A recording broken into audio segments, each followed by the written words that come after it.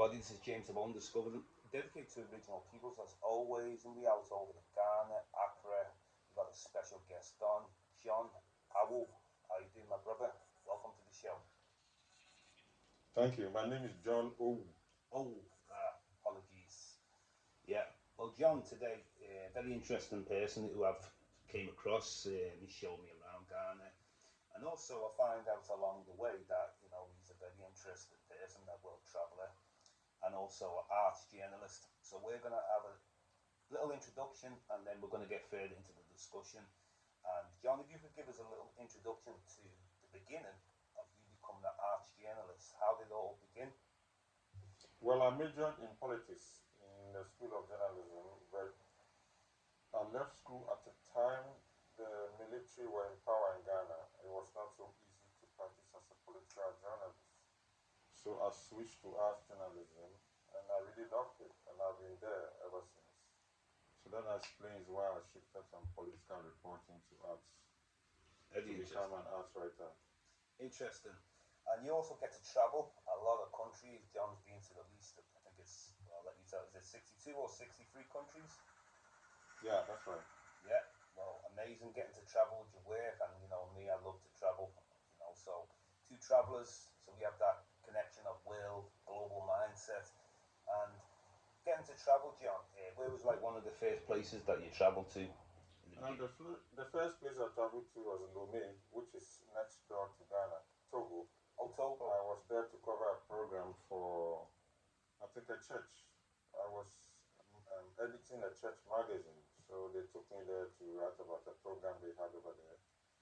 And this church also took me to Abidjan, at the Ivory Coast, for the first time. Since that was before I moved really into the arts. So before then, I was working with this church, editing their quarterly magazine. Interesting, interesting. And it's just, I mean, how did you find along the way with the traveling? And actually, you still will be traveling in the Yes. future. I know Yeah. you do the European tour. Is there something? Yeah, the traveling started when I was at a training program in South Africa. Um, One of the facilitators, who is a musician and a great writer, noticed my style of writing, and indeed he liked it, and he encouraged me. And when we left, he continued to recommend me to other projects and training programs.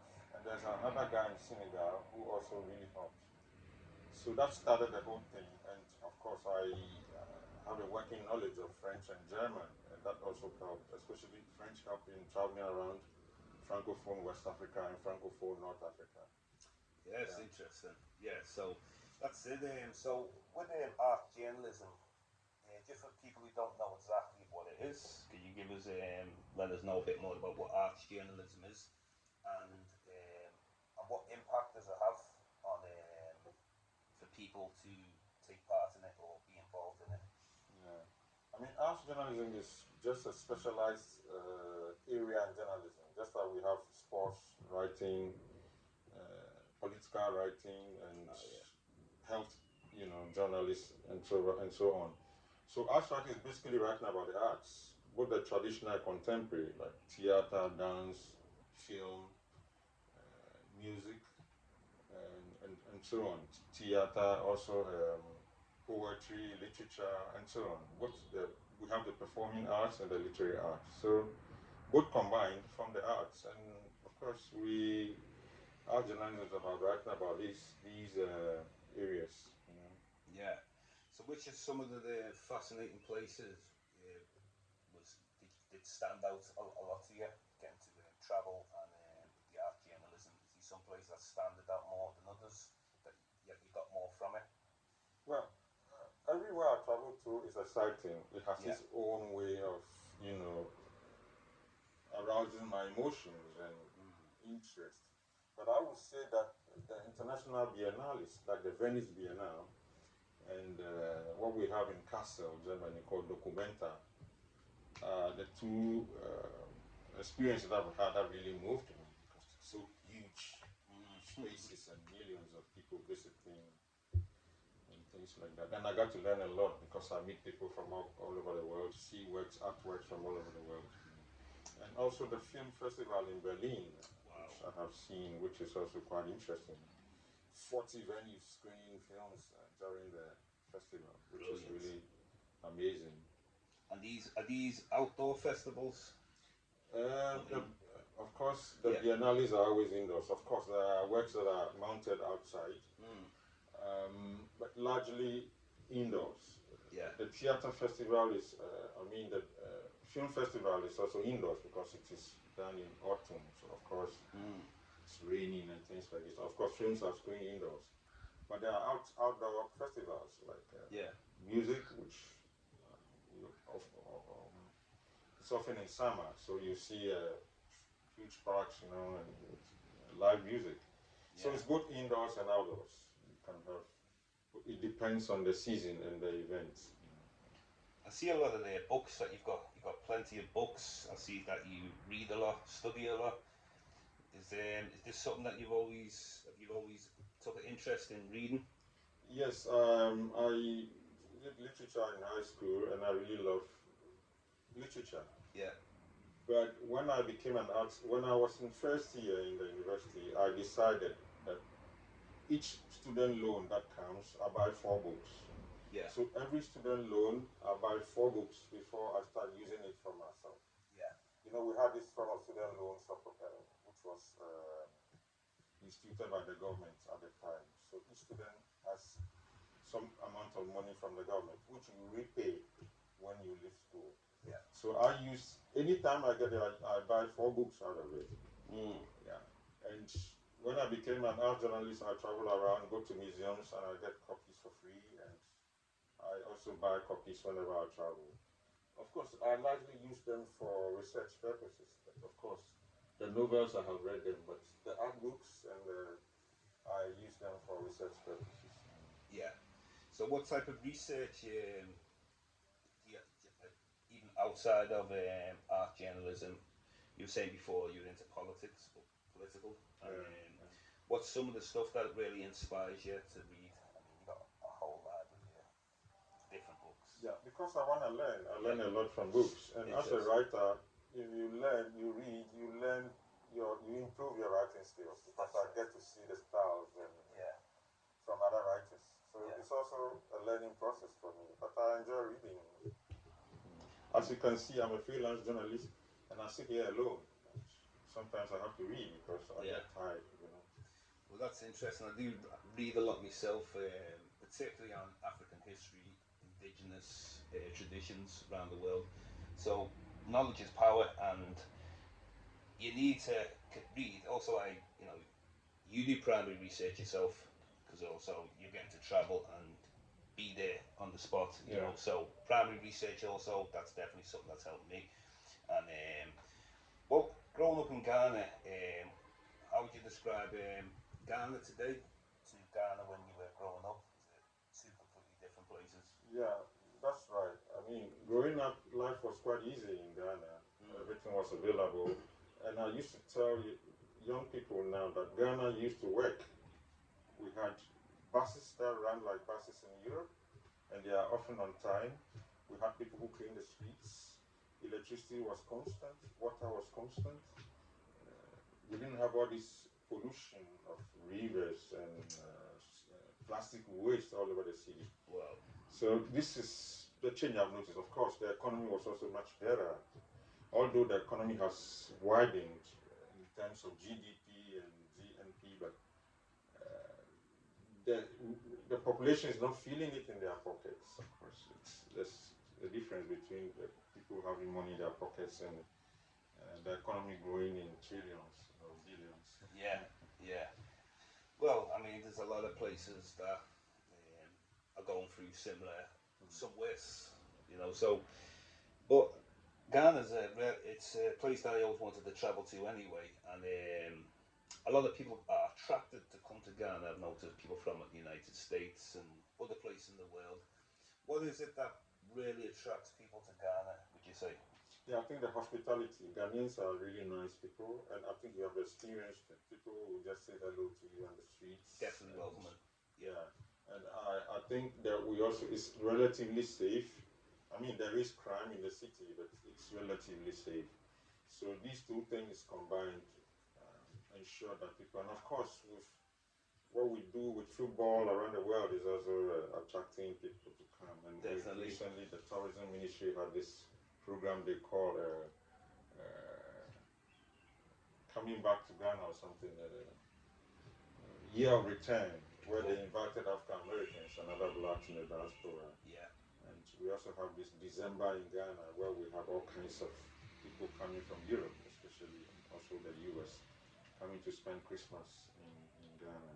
And so our hospitality and, of course, things we've done around the world, names like Kofi Annan and Black Star, is all part of the promotion of Ghana as a tourist destination. And of course, we have some cool tourist sites in the country. Yeah. Yeah, well, definitely, I definitely have to agree with you. I mean, I've not been here long, and everyone is so friendly. It's a different experience completely to the country, UK. Completely, you don't know someone on the street, you just walk straight past them, But here, everyone is very friendly, says hello, and any questions, you want to ask. People are very helpful as well. The hospitality is great. Meeting a lot of great people like yourself and many other peoples here who've been very helpful, which definitely appreciate. And so you see the African Americans being welcomed back to Ghana. Um, how did this begin? And reason why I'm asking is because I'm not noticing other parts of Africa opening the doors. So what was it that made Ghana go this route? I think if you go over the west coast of Africa, Yeah. Ghana is the only place where you have the physical structures that remind you of the slave trade. Okay. That is also, of course, in Senegal on the Gorée Island, there's some small place where slaves were said to have been kept. In Gambia, one of those Gambians is Island. Yeah, yeah. Also on the Gorée Island in Senegal. But largely, Ghana has the structures that reminds people of things that happened during the 400 years or so of slave trade. So it's one of the reasons why African Americans are attracted here, because they want to see. And it's interesting when you see them when they go around, they are taking around the dungeons. Yeah. The emotions that pour out. The other thing is also, like I said, the relative peace of this country. You can see that there's all kinds of trouble in Western Africa at the moment. Yeah. The Sahel is ablaze with all kinds of problems, but we are largely safe and kind of pushing from these things. And again, I think because we also speak English, of course, Nigeria is also an English-speaking country. It's much easier for African Americans to relocate than to move to a francophone country and begin to learn French and assimilate. Yeah. And I think that with this DNA going on, more and more people are beginning to discover that their roots are from Ghana. Yeah. That also explains why. And I think that some 15, 20 years ago, a group of African Americans set up a small village near Cape Coast. Yeah. It's called Ituri Village, but it's not a village, of course. It's a nice place where African Americans who are moving settle. Yeah. They have their own community. They have musicians, they have all kinds of professionals who are based there. Definitely DNA ancestry, which I actually did a DNA ancestry test. From my father's side, I know it was Nigeria. My mum's side, Trinidad. But even interestingly, even when my mum and father done a DNA ancestry, even though my father's side was Nigeria, other parts of Africa came up. Ghana came up. On my mum's side, also Ghana, Nigeria, and Sierra Leone. And so it's actually really interesting. And the fact that I've been to history, it's always interesting to see that Africans have always intermingled from the geographical regions that they're in. Because from a Western perspective, we always have our history told by the European. It's more Eurocentric history, which over the years, people like Sheikh Anta Diop, he's going back a long time, the Cairo Conference 1974, him, Philo Babenga, and the fact that people like Sheikh Anta Diop, Philo Babengas, and many other people who may not speak English, there's many others, because French is a big speaking part of Africa. So some of the people known about learn about African civilization, for example. Now, you being born in Ghana, when was the first time that you learned about African civilization? Was it something that your parents taught you, or was it something that you learned in school, or just from reading books and Yeah, acquiring knowledge yourself? I think in primary school, Yeah, that's where I got my first lesson of Africa. We had a history book that had a spin on West African history. It was not deep; it's just the surface about the history of Ghana and a few other countries. yeah, So at least that bit of history was put in us way back as primary school, pupils. High school, we got in deeper with. I studied African and West African history in high school. okay, Of course, European history as well, but up to World War One or two, I think. But basically, I did study West African history in high school, and that opened my eyes into all these things we talked about when we visited the museum. yeah, yeah. That was great. We went to the museum and seen a lot of ancient artifacts, and even some of the stuff that was explaining about the Sahel, the connections Yeah, when we got ancient Ghana. So when we talk about ancient Ghana, not actually the Ghana we're in today. That's more of the Sahel region. yeah, Like we could include parts of Niger, Mali, yeah, those areas, Senegal, and stuff yeah, like that. and possibly part of Mauritania, I believe. Yeah, Mauritania, yeah, as well. So these are very interesting things to know about the history. And if you see a lot of people where I'm from, they speak about the slave trade, and it's still important. It's all history. It's all relevant, but we must know who we are, and not just only who we became. And when I say became, but an enslaved people who were stripped of the language, the culture, the spirituality, and many more. So not only just that, we have to also know about like the great things we did, great achievements Africans did. Great civilization structures, iron working, agricultural farmers, science, mathematics, and so on, so on. So this is why it's so important, and this is why I started getting more deeper into Africa. I mean, I got told very basic history from your father. He told us about which part of Nigeria we're from, Delta State, the Ijaw people. We live by the rivers. Um, Quite basic history, certain rituals like practicing circumcision. So basically, it's very basic. I had to really start following the great teachers. Like Dr. Ranoka Rashidi is a very important person. He passed away about 4 years ago. I got to meet him, put on an event for them in Liverpool, and it was a big shock for Liverpool because no one was really understanding global African history, the contributions to Africa, helping the Greeks, the Persians, Romans, and even parts of India and China and Jordan civilizations. So these are very important things because the way we get taught history is if Africa only developed when foreign people came in to Africa, which is totally false. So it's the misconceptions of African history which are so important that we, as the people of African descent, we need to be the teachers. We were the builders of the civilization, so it's very important that we know our history because if we don't know our history, someone else will tell our history for us, and this is what I found. So, so with some of the, you took me on the tour the other day. Interesting, Jamestown. Some very interesting stories the guide was given. So he's talking about migration into Ghana. He must have given about a couple of different migrations. He explained there's a story of coming from the Middle East, a story coming from Israel, and a story of the Gao people coming from Nigeria, and there might actually be many more. Um, Now, this is similar to Nigeria as well. Now, I'm aware when people say the Middle East and Israel, I'm aware that that's a religious concept. That's It's not impossible because there was migrations. I mean, I've looked at migrations connecting from Egypt to the Yoruba people, the Dogon, and even we were speaking about the figurines. yeah, I definitely want to speak about the figurines. I was hoping to see them in the museum, but unfortunately he wasn't there. You could tell us a little bit about them, but you've witnessed them. Yeah, actually, it was just an Egyptian mummy, the head of an Egyptian mummy. Head of an Egyptian mummy. Yeah. Wow. And I'm assuming BC times. Yeah. Yeah.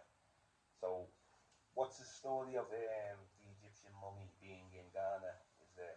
What I do know is that museums often exchange artifacts purposely for exhibitions, on loan for exhibitions. Yeah. Sometimes they are also giving us gifts. Yeah. And I believe this was offered to us maybe during Nkrumah time or somewhere around that time by the Egyptian government.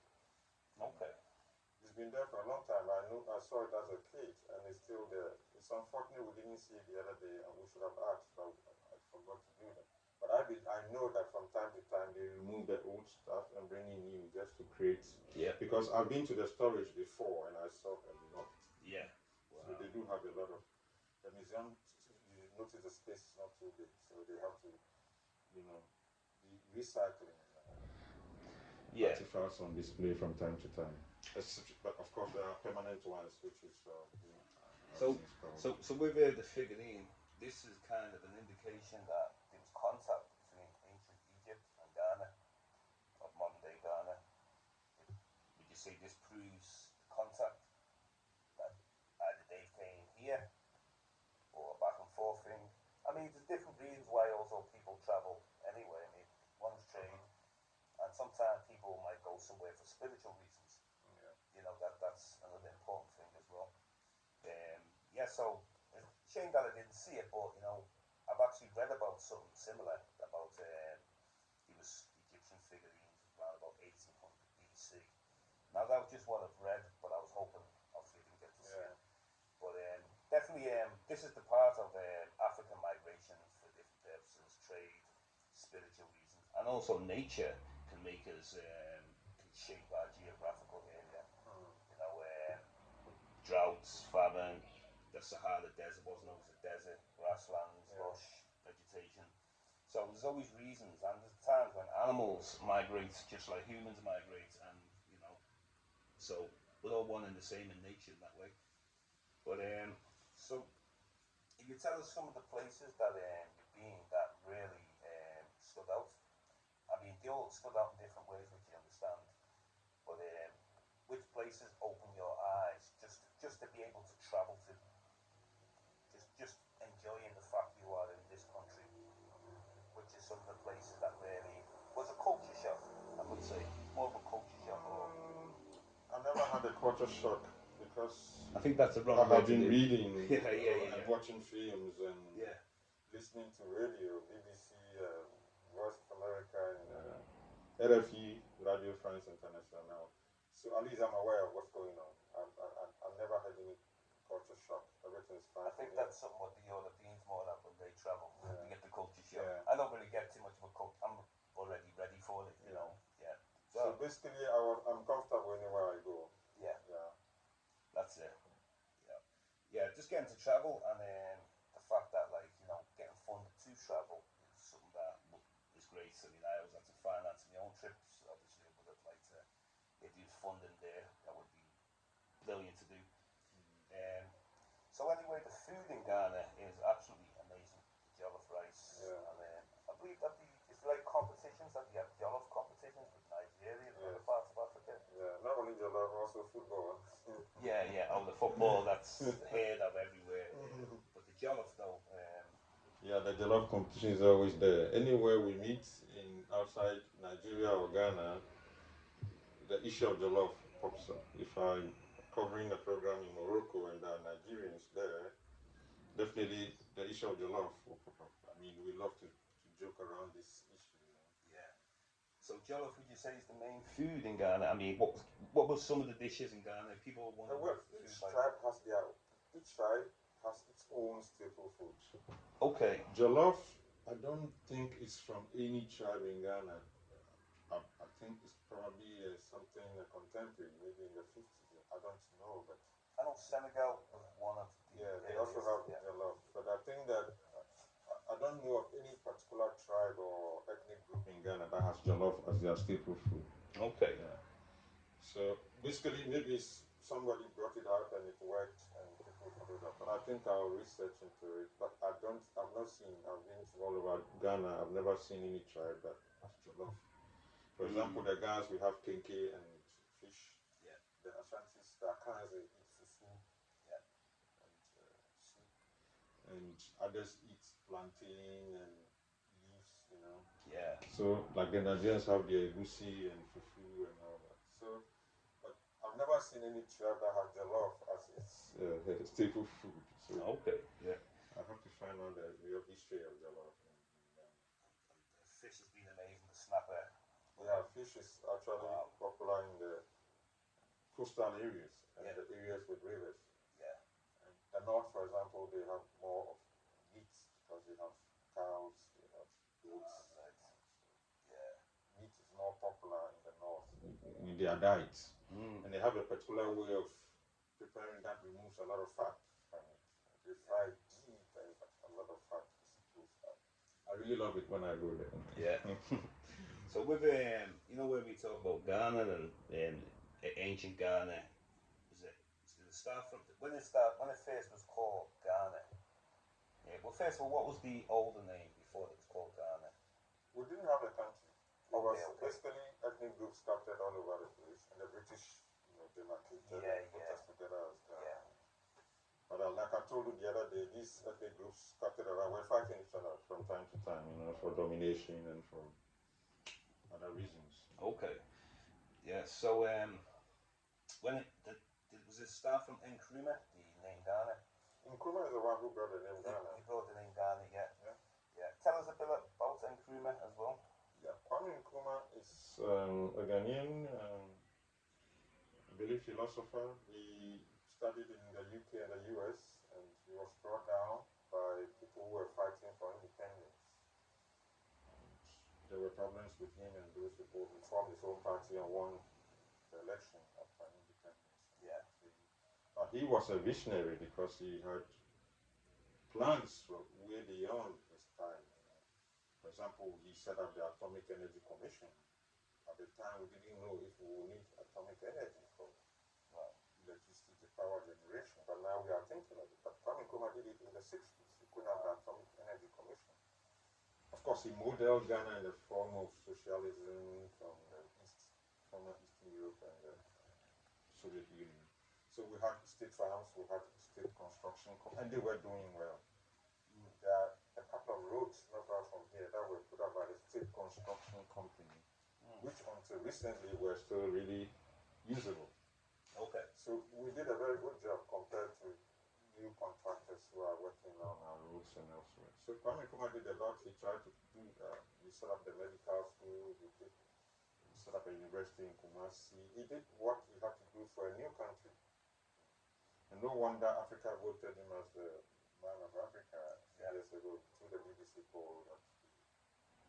So he was a visionary. I have a few books from him over here. Yeah. I've not read them, but I will. Was it his anniversary? It was the anniversary. I've seen a few people posting on social media. Yeah, I think September is his birthday. So every September there's a day for his holiday or something. Holiday dedicated to him. Yeah. Interesting and a very inspiring brother, freedom fighter. And fighting against the powers that be, I give everyone respect. And it's about freedom, trying to better your country. The only thing is that he became kind of a dictator while in power. He set up a one-party state. Yeah. So this created problems, and that somehow led to his overthrow. Although people dispute that that's not it. Yeah, I mean, I think one thing I'll always say is it's not until you're in that position as a leader sometimes where you really see it. I mean, we can also, everyone on the out can always give an opinion of what they would do. But I think sometimes in those positions, it's more serious. The pressure is on you, so the spotlight is on you.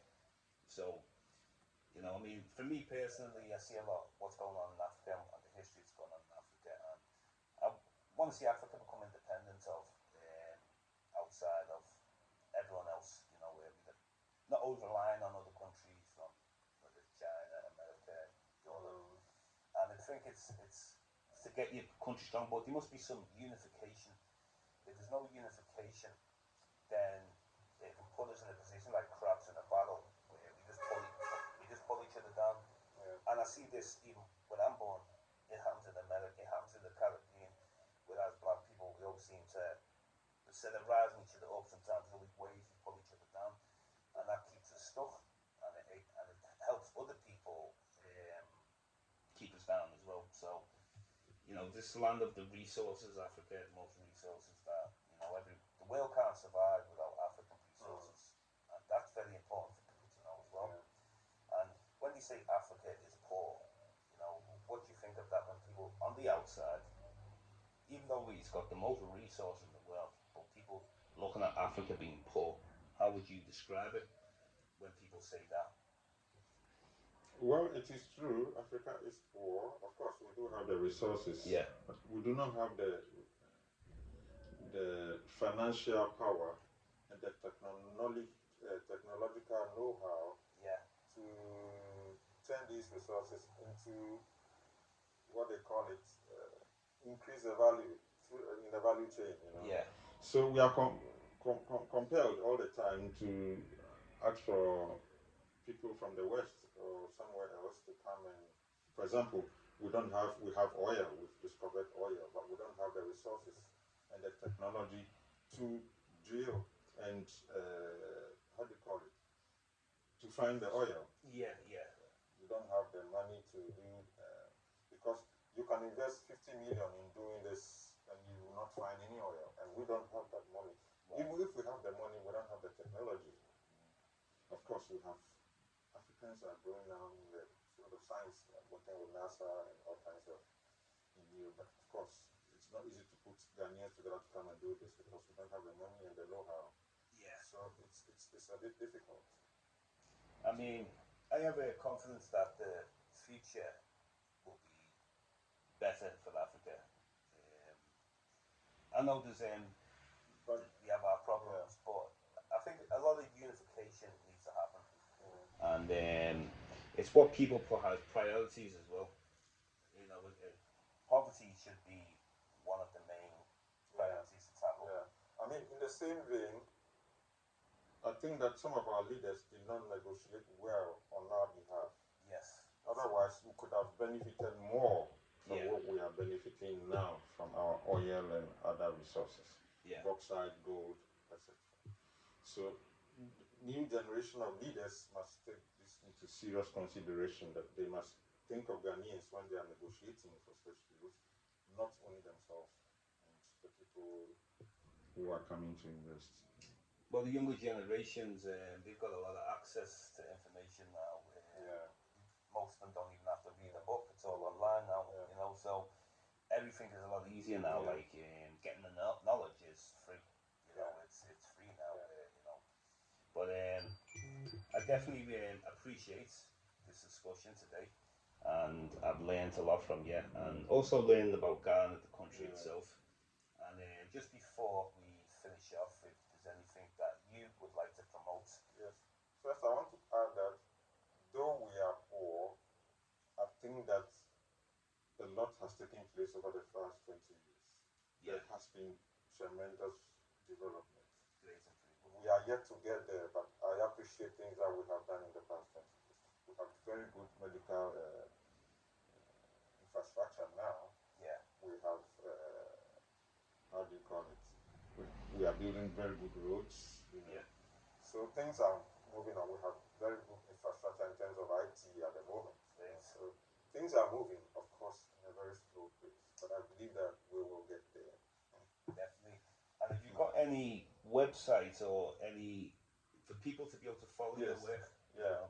So I have a website, www.artsghana, www.artsghana.net, www.artsghana.net. So this is where I publish my stuff. It's all about the visual arts, also contemporary dance, sometimes music. So you can read about art, the visual arts in Ghana and elsewhere. I write about the visual arts. When I travel around, I write about any exhibition, any artist I meet. So you can read a lot about the art scene in Ghana. And I have over 1,000 profiles of artists on this website, and you can read. And so if you're a musician and you want collaboration, you can find them. Their contacts are there. Interesting. Well, it's been a pleasure, John, and this is also a great brother who I've met as well. He's the one who took me to the museums, introduced me to when we went to Jamestown, and hopefully I get to interview the guide from Jamestown. Yeah, Speaking, Collins, yeah. yeah, Collins, yeah, and want to get deep into the details. He was speaking about like Yeah, the yeah. Portuguese first Yeah, coming, yeah, then the Dutch, then the British, yeah, and the Portuguese, like I know they were one of the first to yeah. colonize. What was it colonize? Like Yeah. so many. To come over. Yeah, They came come over. basically for trade, and then later this slave thing started. Yeah. Well, this is why history is so important, and advise anybody to, rather than just be told your history from other people, study. You know, that's what you got to do. You got to study. There's many access to books out there Yeah.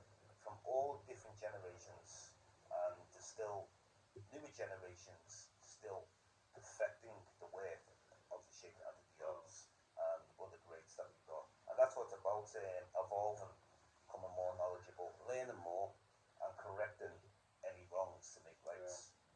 So I definitely appreciate you today, John. This is James the Bone Discoverer, dedicated to original peoples, and give thanks, John. And you all have his website, so anyone wants to research about the work he does, I'm sure you're going to find a lot of information on there because he's travelled to a lot of countries. So, and he's also got a tour. Explain about any tours, sorry, John, before we go, that you've got coming up. I'll be in September. I'll be in Germany, in Berlin, for a dance festival. This is what we call neo contemporary African dance. Neo contemporary African dance. And it involves basically dancers, African dancers based in Europe and the US, and also some coming from Africa, and also from Central and Latin America, I believe. Yeah. It's mostly Brazil. Wow. So it's basically new contemporary African dance. Yeah, interesting. And apart from that, I think I'll also see some festivals, film, and maybe theater in Denmark, in Sweden, and also in France, in Paris. Yeah. That's great. Anyway, still out there yourself, active, and would you consider yourself? I wouldn't say retired, but is it less things you do now, or you just wait for the tours? What do you do with your life now? Well, I still write. Like Still write, you yeah. notice that I wrote about this exhibition. That's right, yeah. I think did I send? I'll send you a Ah, copy. yeah, yeah. A link. And I try to write from time to time. Basically, what I'm doing now is putting together a compilation of my writings from 2014 Okay. to date, which is only about the visual arts. After Yeah. that, I do another one for dance. So basically, I'm spending time working on this book. And of course, from time to time, I get commissioned to write essays for catalogs, all kinds of. So I get busy from that too. Yeah. Apart from that, I sit here and check on Facebook and Yeah. do That's it. research on all kinds of things. Excellent. And I want to add that this festival in Berlin is organized by a Ghanaian choreographer who lives currently in Berlin. He is also a dancer and a choreographer. So he is organizing this festival, and it's becoming more and more widespread. It started as a small festival in a small part of Berlin. Now we have, last year I was there, and we had basically representatives from about 15 countries. Yeah. So it's growing. And if any of you happen to be in Berlin towards the end of September, you can check out this festival in Berlin and come and join us. Thank you very much. Come to appreciate Africa. If you've never travelled to Africa, many nice places to go to. Ghana definitely is one of the best places in Africa I've been, and I'm still, I've traveled all over Africa, but I will continue to travel. But heard so many great things about Ghana, and it's living up to its expectations, and it's only going to get better. Just like everywhere else is going to get better. But I give thanks, John, and this is James about Discovering, dedicated to regional peoples, and it's been a pleasure. And this is a great person you need to follow and check out the works of John. Thank you very much.